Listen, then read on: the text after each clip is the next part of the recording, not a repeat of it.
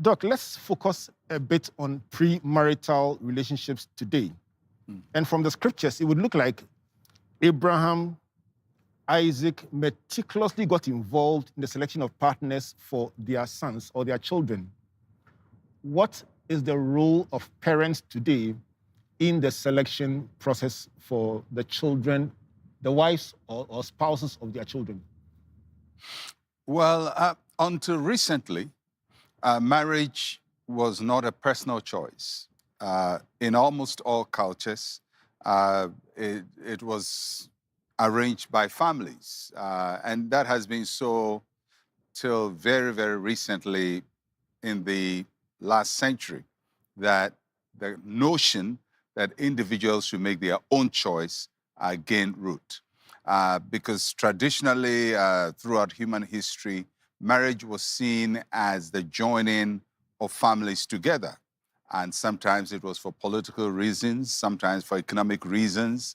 But families got involved to contract marriages on behalf of their children. In recent times, we've moved more and more to the parties themselves, the children or the parties of the marriage, making the decision. Which is better is up for debate, whether it should be families deciding for the children or children deciding for themselves. But the reality we have now is that more and more the people who want to marry make the choice themselves. Parents then can offer some guidance, some advice, but beyond that, it seems our world is at a point where those who are going to marry make the decision. Doc, you are a parent and a grandparent, so obviously very experienced. By virtue of how high you stand, your elevation gives you a further perspective than the person about to start. How do we deal with the tensions that often arise between the individual choice of the young people and the experience or the guidance of the parents, especially when they clash? From a personal point of view, I've never had any problems with that. We raised our children to be responsible, to make good choices, and guided them on how to make good choices right from when they were young. And of course, when they tell us or they told us this is the person we wanted to marry, we grilled them with all the questions, just to be sure that they knew what they were doing and had considered all the options available to them. But the choice is always theirs, and we respect their choices and the people they choose to live their lives with. So I think, families are very different. There are families where the parents more or less get very directly involved in the choices of their children, even to adulthood, and feel very, very responsible for their children, even when the children have grown and have to be responsible for themselves. I can understand, because a parent mostly has better hindsight and can see danger where children don't see danger, and as a result feel that because of what they see, their perspective should become the predominant one. Many times it becomes very conflicting with the children.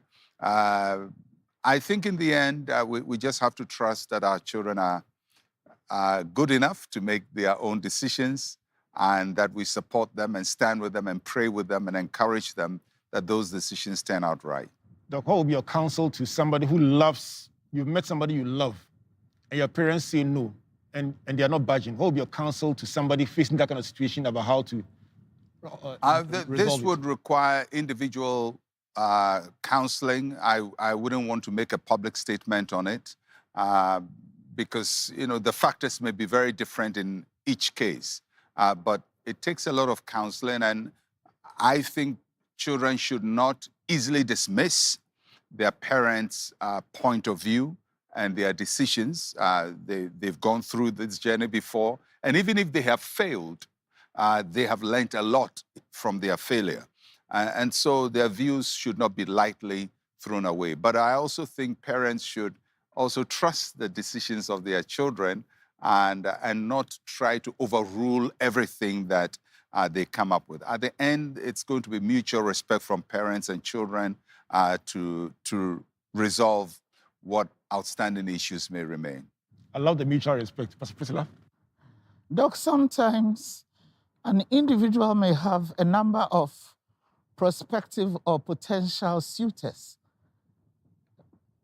And there are different tensions that arise as a result of this. How should a person manage these different friendships before deciding on one? Generally speaking, I mean, when people are at the friendship stage of their lives, they have a lot of friends. And that will not be a committed relationship. Once a commitment comes, you can't have many. And a commitment comes when somebody says, I want to go out with you, and you say, yes, I want to go out with you. At that time, the two of you are beginning to take each other seriously. And you cannot be very liberal with that decision and have the same relationship with about 3 different people. But when there's no commitment and you're just normal men and women who are minding your own business, if you're a man, you have a lot of female friends. If you're a female, you have a lot of men friends. And you look through them, you pray about them, you consider them. And at that stage, you know, because there's no commitment, character traits come through very easily. You know people for who they are. Most of the people you know very well, you knew them when you were very young, probably when you were in school together, in secondary school or university, because your behavior was unfiltered. What you saw was what you got. So at that stage, you can make the best decision as to who is best suited for you. But once you settle, then you have to be committed and nurture that relationship to see whether there is hope for a marriage in it.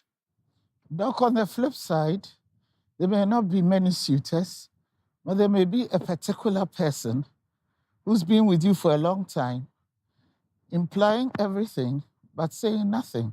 How do you handle that? That is from a woman's point of view. From a woman's point of view. So generally, people have different decision-making processes.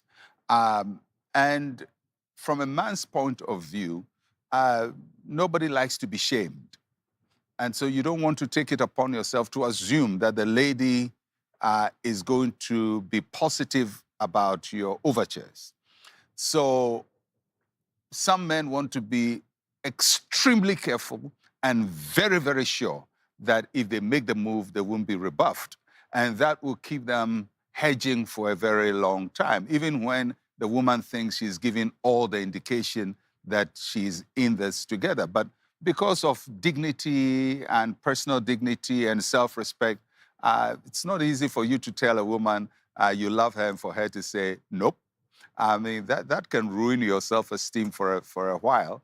And so people take their time to do this. And I think when a relationship grows to a point where it is indicating clearly, it's easier for both parties to accept the reality that this relationship can become a marriageable one. Sometimes people make the indication too early and get rebuffed. And sometimes the ladies also take time to make their decisions. And so when a man thinks a woman has decided, she hasn't, she's still processing. So I think patience is required on both ends. Thank you. Yeah, Doc, but should the woman give some green lights? I wonder what the green light is. I think when you are interested in somebody, there is no need pretending you're not interested in the person. I mean, this is not a military strategy. We're not trying to conquer a nation. So, I mean, if you like the man, don't say, I like you, but everything you say and do should send a signal that you like the person. You prefer their company to other people's company. Because as a relationship grows, you just realize you spend more time with one particular person than others. And that should begin to send a signal, I'm beginning to settle my mind about this person. If the person is interested, they will pick up the signals. If they're not picking the signals with all the efforts, two things may be at play. Maybe they're just friends, nice, good friends, but have no romantic interest in the relationship. They just want to keep it as a friendship. Or they are so intimidated by you that they need encouragement to state their minds from the position of a female and a male.